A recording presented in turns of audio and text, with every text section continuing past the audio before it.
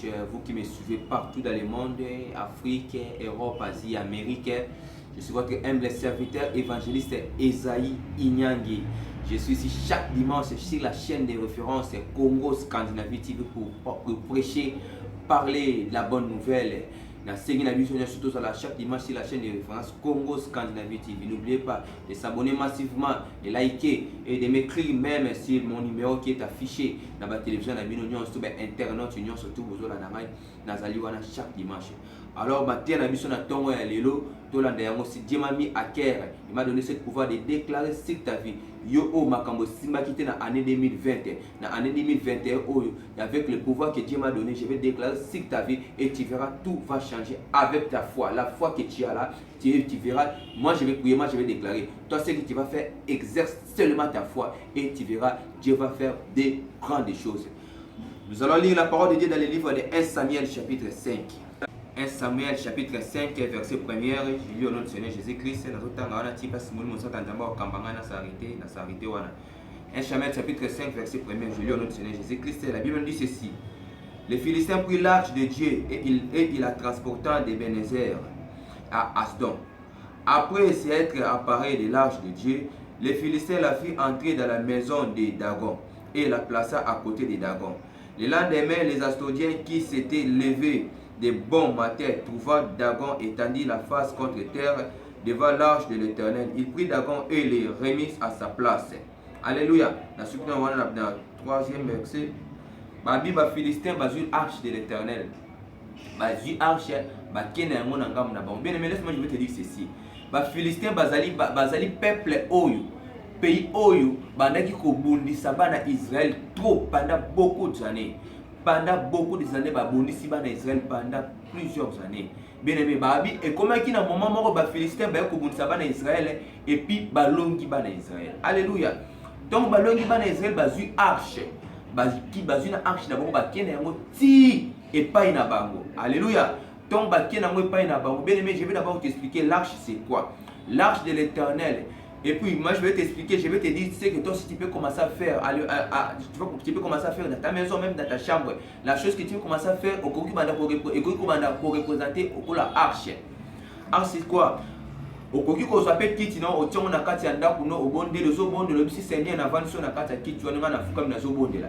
Kit, tu as comme dire arche. Arche c'est allé et l'eau pour représenter le col à Yesu Massia. Amen, amen. Dans l'Ancien Testament, église de Salakité. Parce que vous allez construire arche. Babi lelo otozio ototie arche wana tubana ko bonda tozo ko évoquer Nzambe Nzamba wana ko yanola biso. Ezalaki yemo ko Nzambe te, mais ils ont représenté le col Nzambe. De tu na cause la Bible na Bible na tie pembe na zo bonde la Seigneur, na zo bonde Nzambe salela ngai bo Seigneur salela ngai bo Nzambe tanga zo ko se manifester Bible comme Nzambe te, mais na Bible na tie on na Bible Nzambe sala ngai. C'était comme ça dans l'Ancien Testament. L'arche représentait Jésus-Christ de Nazareth. Alléluia. Babi ba Philistin ba koti ba yibi arche. Ba kena mona ngambo na bango. Ba yibi bana Israël. Ok bana Israël bitumba ndesu banda ko bunda banda ko longa parce que bazalaki na arche. Arche banda ko tambola na Nzambe. Arche c'est la présence de Dieu tout puissant. Donc bazalaki ko tambola na Nzambe et puis bitumba nyonso tunja banda ko bundisa bango ba banda ki kolonga. Ta banda ko longa yango moni bana ba Philistin banda ko kabango te. Ba Philistin le bazali bato bazo bundisa yo. Bato bazo bundisa vie na yo. Bato bazo bundisa kobota no nyonso tuko ya yo. Yango ba bengi bango ba Philistin ba banda ko bundisa bana Israël. Yo na bengi yo Israël comment? Tu es la race bénie de Abraham. Tu es la race bénie d'Abraham. Osaba Titania Abraham. Biso to saba Titania Abraham parce que dans ici Abraham dans Genèse chapitre 12 habite que non je bénirai tous ceux qui te béniront, je maudirai tous ceux qui te maudiront. Toute la famille de la terre seront bénis à cause de toi Abraham. Nous sommes des races bénies d'Abraham. C'est ça, c'est un peu ça bien aimé. Ba Philistin ba ko bundisa bana Israël ba ju arche ba kena yango. Pourquoi ba ju bundisa bana Israël ba ju arche ba kena yango? Comment na moment bana Israël ba komi ko tambola na désobéissance. Donc ba Philistin ba bundisa bango. Comment na moment bo yebo komi ko tambola na désobéissance, yo moni makamne bana ko simba te diable ya senini ayibi li pamboli na yo akena yango. Alléluia. Bien aimé yoka. Babi tongo ba kena yango komi na moment babi ba ke ko tango pembeni ya Dagon. Dagon c'était qui? Dagon ezalaki Nzambe ya bikeko. Ba komi ba Philistin ba ko sambela ba Nzamba bikeko ba prophète ba. Bazuya mo batiamo pembeni babi to kuzwa arche oto no classation pembeni ya oya biso arche nani ya Dagon Nzambe oyo so to bondela ba koti nango batiamo quelque part batie oya bon babi lobi nango bala mukana tongo beba kokuta oya bango ya ekeko agumbameli arche de l'Éternel. Alléluia. C'est pour ça. La Bible dit que non, tout genou fléchira devant le nom de l'Éternel. Il y a un moment dit d'abord comme Kogumba Melanzambe. Bien aimé, laisse-moi, je vais te dire ceci. Banganga, oh yo, mesana kokota. Bando qui va mesana koloko, bango moko bagumba Melanzambe. Laisse-moi, je vais te dire ceci. Tu sais, même quand tu pries chez toi à la maison, tant au bon de la cas. Bien aimé, yeba yango que non, le monde des ténèbres, eux aussi, ils tournent les yeux pour regarder celui qu'on adore, celui qui est assis sur son trône. Bien aimé, même lui, même le diable, le diable lui aussi, il a été créé par Dieu Tout-Puissant. Voilà d'abord,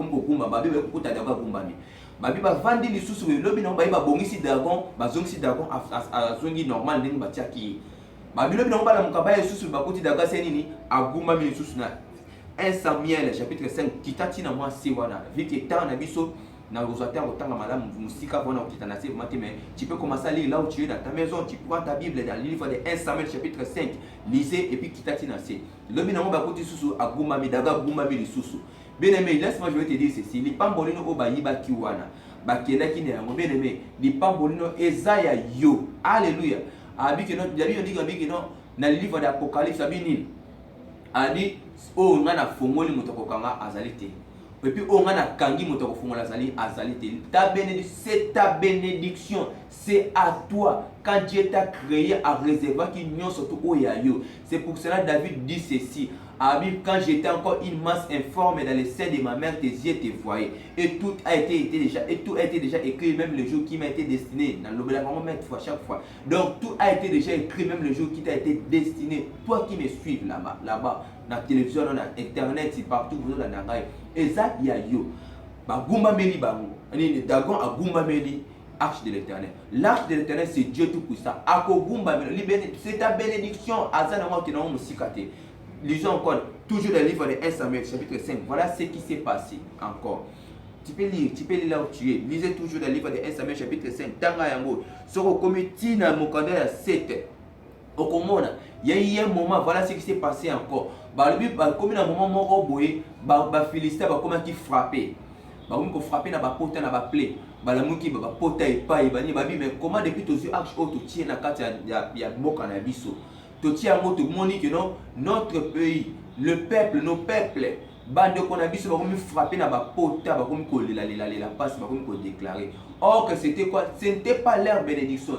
Dieu, bien aimé, laisse-moi je vais te dire ceci. Le Dieu que tu pries là, c'est un Dieu qui bénit, c'est un Dieu qui bénit. Aux autres temps, pour la bénédiction, l'arche de l'Éternel, c'est Dieu lui-même. Toi, comme tu es là, tu es avec Dieu, sachez-le bien que non, vous en échec parce que Dieu, c'est celui qu'on appelle la résurrection. Dieu tout pour ça, il est la résurrection. Alléluia. Bazala qui frappait. Tant comment qui frappait. Yoka, lisons encore dans les livres de toujours dans les livres de 1 Samuel chapitre 6 maintenant. Voilà ce qui s'est passé. Na Philistin ba obane ko bundisa bana Israël ba o ba bundisa ka yo. Voilà ce qui va se passer sur cette année 2021. Lisons encore la Bible. 1 Samuel toujours chapitre 6. Verset 1er, je lis la parole de Dieu au nom de Jésus-Christ de Nazareth. L'arche de l'Éternel fit 7 mois dans le pays des Philistins. Et les Philistins appelaient les prêtres et il devient et il dit: que ferons-nous de l'arche de l'Éternel? Faites-nous connaître de quelle manière nous devons la renvoyer en son lieu.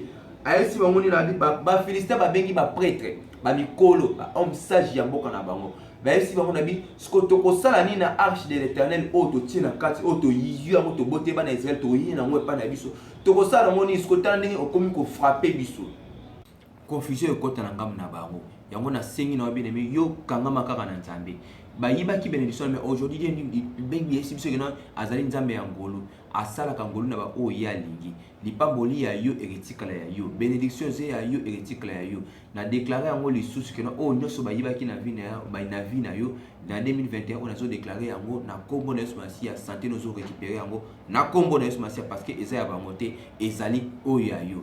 C'était moi votre humble serviteur, évangéliste Esaïe Inyangi. Nazaraki lelo na chaîne abiso pour déclarer. C'était juste pour déclarer na déclaré 2021 oyo nyonso yo bayibaki yango ba philistin ba oyo bamenasaka vie na yo santé na yo lelo bazozongisa santé na yo bazozongisa élévation bénédiction na yo nyonso to ebonta babose mpo na yo bazozongisela yango na kombo na Yesu Masia nalobi yango na bokonzi oyo Yesu apesi ngai en tant que son serviteur, en qualité de son serviteur, en revêtu du pouvoir qu'il m'a donné. Ozo yamba bénédiction na yo, yamba élévation, yamba santé, yamba mariage, yamba nyonso tout oyo yo, yamba yango na kombo na Yesu Masia. Maman nasi yamba santé na yo, yamba makambo nyonso ya malamu au nom puissant de Jésus-Christ. Amen. C'était moi votre humble serviteur, évangéliste Esaïe Inyangi.